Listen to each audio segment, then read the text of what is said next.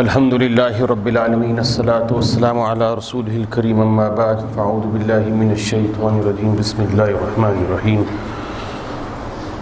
قال الله تبارك وتعالى في القرآن المجيد والفرقان الحميد أعوذ بالله من الشيطان الرجيم بسم الله الرحمن الرحيم وقل للمؤمنين يغضوا من أبصارهم سبحان ربك رب العزة عما يصفون وسلام على المرسلين والحمد لله رب العالمين.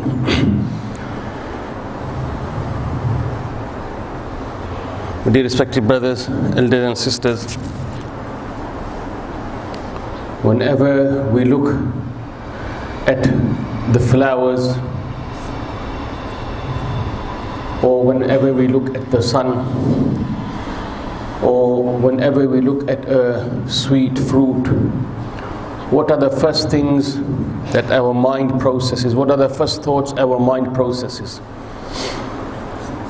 When we see a flower, the first thought or idea our mind processes, it is the beauty and the smell of the flower. When we see the sun, the first thought and idea the mind processes, it is that the sun gives light, it is bright. When someone mentions a mango in front of you, water starts dripping from the tongue because of the sweetness. When this is the case regarding the makhluqat of Allah Rabbul Izzat and the creation of Allah Rabbul Izzat, why is it that when the name of Allah Rabbul Izzat is mentioned, the qudra of Allah Rabbul Izzat does not strike our mind? The attribute of Allah Rabbul Izzat's ilm, knowledge. If when the name of Allah Rabbul Izzat is mentioned, or when we remember the name of Allah Rabbul Izzat, if we can contemplate the attribute of Alimun, Allah encompasses the knowledge of everything, we will not commit sin behind closed doors. We will not commit sins behind closed doors. And on the same token, if the name of Allah Rabbul Izzat pops up, and we can remember the attribute of Qudrat, Allah being all powerful, we would fear to displease Allah Rabbul Izzat. And on the same token, if the name of Allah Rabbul Izzat is mentioned, and we can remember the attribute of Rahmat, mercy, we would worship Allah Rabbul Izzat to please Him. Like you cannot separate the beauty and the smell from a flower, you cannot separate the brightness and the light from the sun, and like you cannot separate the sweetness from the mango, how is this possible that we separate the attributes of Allah Rabbul Izzat from Allah? You can only recognize Allah Rabbul Izzat through His attributes, and you can only recognize Allah Rabbul Izzat's attributes through His actions. You can only recognize Allah through His attributes, and you can only recognize His attributes through His actions. The creation we see in front of us, this gives us the knowledge of Allah Rabbul Izzat's two attributes. One His knowledge and one His qudra. When you realize and recognize this, the two qudrat, the two attributes of Allah Rabbul Izzat, His attribute of Alimun and His attribute of Qudrat, you will recognize Allah Rabbul Izzat. When the Sahaba radiyallahu anhum recognized Allah Rabbul Izzat through His attributes and His actions, it changed their life. How did it change their life? I'm going to mention you an incident today. These were those qualities which the Sahaba possessed. These were those attributes which the Sahaba possessed. But they only possessed these attributes through recognizing Allah Rabbul Izzat. And like I mentioned, there is a procedure to recognize Allah Rabbul Izzat. You recognize Allah Rabbul Izzat through His takhliqat, through His makhluqat, through His creation. You look at His creation, and from the creation you recognize His attributes. Once you determine His attributes, you will recognize Allah Rabbul Izzat. Then you will know that izzah, dignity, honor, disgrace, it is all from the treasures of Allah Rabbul Izzat. Sickness, health, it is from Allah Rabbul Izzat. Joy, happiness, grief, it is all from Allah Rabbul Izzat. It is said, these are some qualities of the Sahaba. Today Muslims in general, we are suffering. But if we can adhere to these qualities that the Sahaba, or if we can struggle and strive for these qualities that the Sahaba had, these days will not last. If Allah could change the tide of the Sahaba, He can change our tide as well. It is said, when the defeated army of the Romans returned back to Antakya,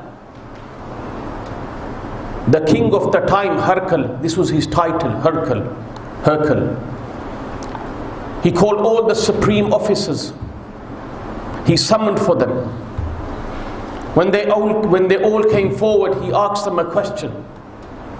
He asked them,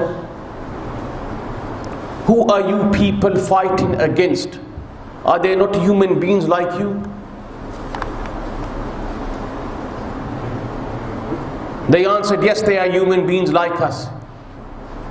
He said, if that is the case, why is it that wherever they step foot,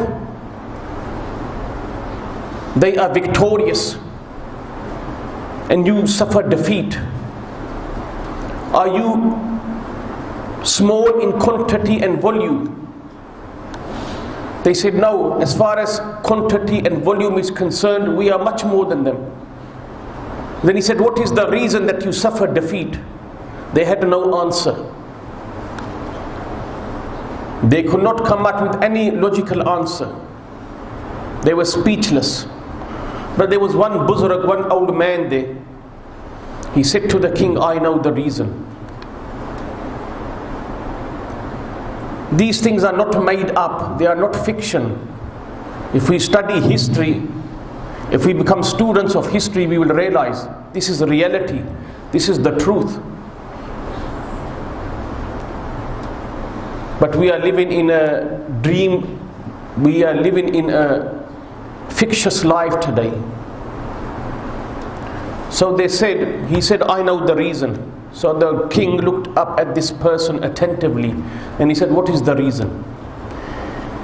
He said, what I think is the reason, it is this. Number one, these are some qualities if we can acquire, inculcate in our lives, it will bring a change in the ummah. It will bring a change to our condition. He said, number one, when we attack them, they are patient and steadfast. They do not budge. They are not scared because they know yuhyi wa yumeet. It is only Allah that gives life and it is only Allah that gives death. Number two, when they attack us full-heartedly. But when we attack them half-heartedly. And we are not patient. We are not sabir. The king said, what is the reason that they are like this and you are not like this? The old man said, I thought you would know the secret to this. The king baffled. He said, what do you mean by this? I do not know what you mean by this. He said, I will tell you. Then he mentioned some attributes. He said, number one, Fursanun fin nahari wa ruhbanun fil layli. That in the day they are on the back of the horses and they are in the state of fasting, and at night they are on the back of the masalla and doing the worship of Allah Rabbul Izzat. Number two, they fulfill their promises. Whatever they say, they fulfill their promises. The Prophet ﷺ said, there are three signs of a munafiq. Number one, when he speaks, he lies. When he makes a promise, he breaks his promise. And number three, when a trust is kept with him, it dishonors the trust. But as far as these Muslims are concerned, here a Roman is saying they are very truthful. Whatever promise they make, they keep. They are not, number three, they are not unjust. They are fair. And number four, you can see justice prevailing amongst them.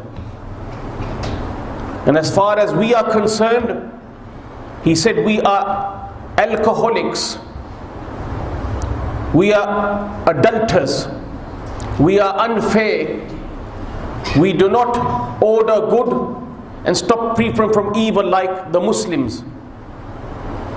When the king heard this, he said, yes, you are truthful. There is no doubt those people are like this. This is a testimony of a non-Muslim for a Muslim. This is a testimony of a non-Muslim for the Muslims. Until today, until the non-Muslims do not testify we have these qualities, we cannot succeed in this dunya. The day the non-Muslims testify we have these qualities, no one can stop us from succeeding. The king, when he heard this, he said, you are truthful. And when this is the case, I swear in the name of Allah, he said, I will not remain here, I will leave. There is no goodness in you people. The people, his ra'aya, his public, the supreme officers and the army that were present there, they said, O king, we swear in the name of Allah, if there is any Jannah, Jannah is here in Syria. And we swear that you have more followers than the stars and the pebbles in the desert. You have more followers than the pebbles in the desert and the stars here in Syria. But he did not return. He left. He said, there is no goodness in you. This was one element, one aspect. When a person recognizes Allah Rabbul Izzat being Alimun, when a person recognizes Allah being Qadirun, when he realizes and understands Allah Rabbul Izzat being Rahimun, then the qualities of Allah Rabbul Izzat will come forward. Allah Rabbul Izzat said, beautify yourself with my qualities. The Prophet Allah said, the Prophet ﷺ said, Allah says, beautify yourself with my qualities. Beautify yourself with my qualities. I am beautiful, beautify yourself. I am Rahim, beautify yourself with this attribute of Rahmat. I am generous, beautify yourself with this quality. And the result of this will be that on the day of judgment, Allah will not throw this person or cast this person to the fire of Jahannam. Because Allah will say, how can I cast my attribute to Jahannam? How can I cast my attribute to Jahannam? This was one aspect of their life. And then once you realize and recognize the attributes of Allah, it increases a person's taqwa, faith.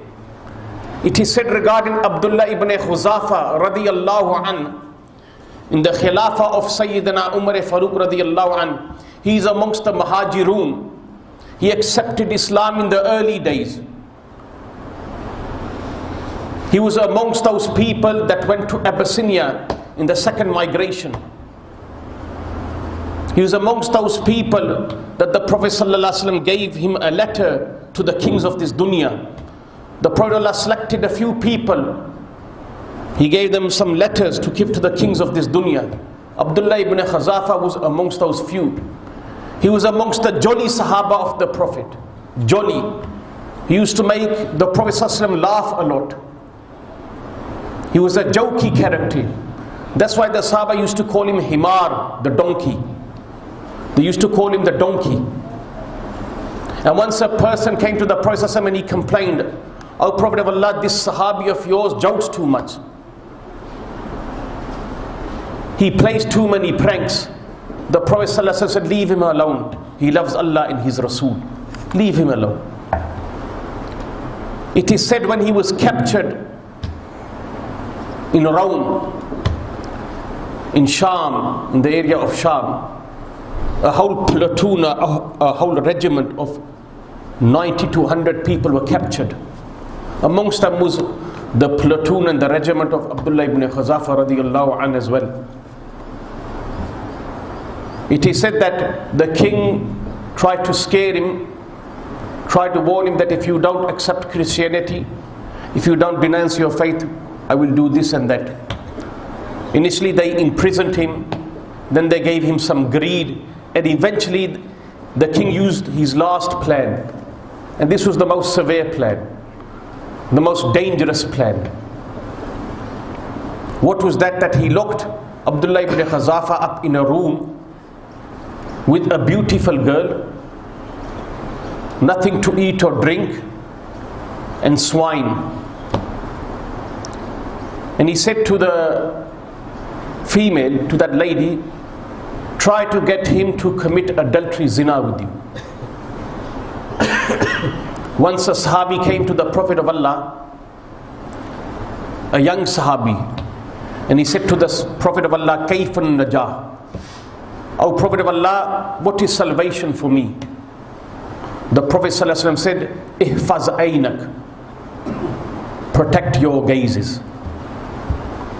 The most grief and greatest sin in this time, as far as males are concerned, it is looking at the opposite sex.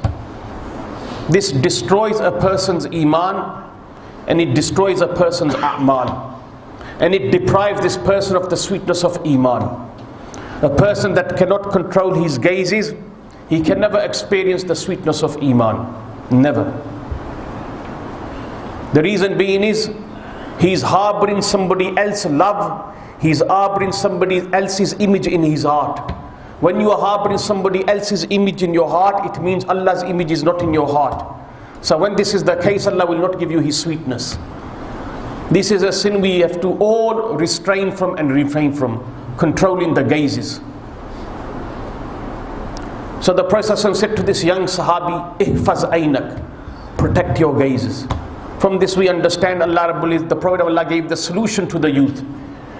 If you want to be protected from the fire of Jahannam in the hereafter, and you want Allah Rabbul Izzat to shower His mercy upon you, we have to protect our gazes. Now there's many ways of this. One is that we don't go out that much, especially in the West. The more you go out, the more we are prone to make this mistake. You don't go out shopping. And if you can't control your gazes at all, send somebody else. Don't go at all. We have to go through this procedure. We have to make this mashaq. We have to train ourselves. We have to train our eyes. So now what happened is they lock Abdullah ibn Khuzafa up in this room with a beautiful girl. And the king says to her, and the king says, try to make him commit adultery and zina with you. And there's nothing to eat or drink there apart from swine. 3 days and 3 nights pass. Forget about Abdullah ibn Khuzafa committing the sin. He did not even raise his eyes. He did not even look at her. And she was thinking, if he's not looking at me, how can the desire be born? Without looking, the desire cannot be born. So from this we understand that if you don't look, the desire will not be born. So how can we stop ourselves from looking? We can stop ourselves from looking by avoiding such situations and circumstances. We don't go out. We don't go out. We train ourselves for a couple of months.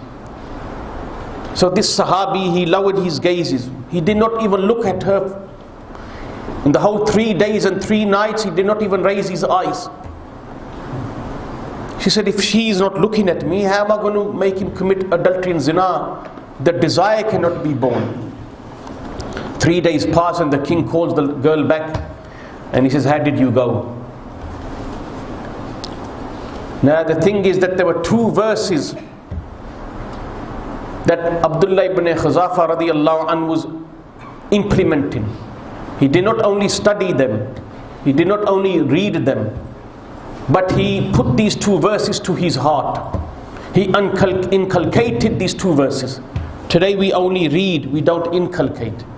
If we inculcate, the Quran will stop us from displeasing Allah. He inculcated 2 verses. Number 1, وَقُلْ لِلْمُؤْمِنِينَ يَغُضُّوا مِنْ أَبْصَارِهِمْ, that the Prophet of Allah said, when you are confronted with such a situation, lower your gazes. And the second verse which struck his mind, it was the incident of Yusuf alayhi salatu wasalam. وَغَلَّقَتِ الْأَبْوَابَ وَقَالَتْ هَيْتَ لَكَ قَالَ مَعَاذَ اللَّهِ إِنَّهُ رَبِّي أَحْسَنَ مَثْوَايَ إِنَّهُ لَا يُفْلِحُ الظَّالِمُونَ. These two verses came in front of him. These 2 verses stopped him from looking at this girl. When Yusuf alayhi salatu wasalam was unwillingly trapped in the palace and the doors were shut, the princess, she said, Hayta lak, come. But what did Yusuf alayhi salatu wasalam say? He said, Innahu Rabbi ahsana maswaya. He goes, it is better that I take refuge in my Lord. And Allah Rabbul Izzat does not help the oppressors. So he controlled himself. Now after 3 days when she goes back, the king says, how did you go? She goes, I wasn't successful at all. Forget about him committing the adultery and zina with me. He did not even look at me. Did you send me to a rock? She questioned the king, who did you send me to? Did you send me to a rock? Did you send me to some piece of wood? Did you send me to some iron? That this person had no feelings for me. And how is this possible? I am amongst the most beautiful females in Rome, and he did not even look at me. He must be sick. So now what the king does, he says, all right. He calls Abdullah ibn Khuzafa and he says, I'll give you a last chance. You see this boiling pot? He had put a pot, and that pot was boiling with oil. He said, if you don't denounce your faith, I will throw you in this pot. But to put fear in Abdullah ibn Khuzafa's heart, he said, before I throw you, I will throw 2 of your companions in this pot. This is the sacrifice that Sahaba went through. Just so today you and me can be Muslims. So these 2 Sahaba were chosen and thrown in the pot. Before they were thrown in the pot, they were asked, do you denounce your faith? They said, we do not denounce our faith. There is no chance that we will denounce our faith. You can do whatever you want. So they were thrown in the pot. As soon as they were thrown in the pot, the flesh just separated from the body. It was so boiling. And then the king said, now Abdullah ibn Khuzafa, I'll give you last chance. Either you denounce your faith or be ready to be thrown in this pot. Abdullah ibn Khuzafa starts to cry. Tears starts to trickle down his cheek. When the king sees this, he says, call him. I knew he would be scared. I knew he would give in. I knew he would give in. Now the fear of death has struck him. That's why he started to cry. So the king said, call him. And asked him, why are you crying now? I gave you a chance to denounce your faith. He said, I am not crying out of the fear of death, and I am not crying out of the desire of life. I am crying that Allah Rabbul Izzat has only given me one life.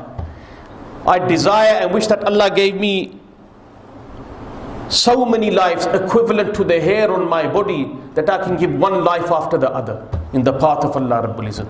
When he said this, all the platoon and the regiment, they chanted Allahu Akbar. All of them at one go chanted Allahu Akbar. They were not scared, because they knew that Allah Rabbul Izzat wahuwa hayyul la yamut. They knew that it is only Allah that gives life and death. They chanted Allahu Akbar. And then the king said, there's no way this person will give in. He's not scared of the fire. He's not scared of the pot. He's not scared of anything. So the king, he said, all right.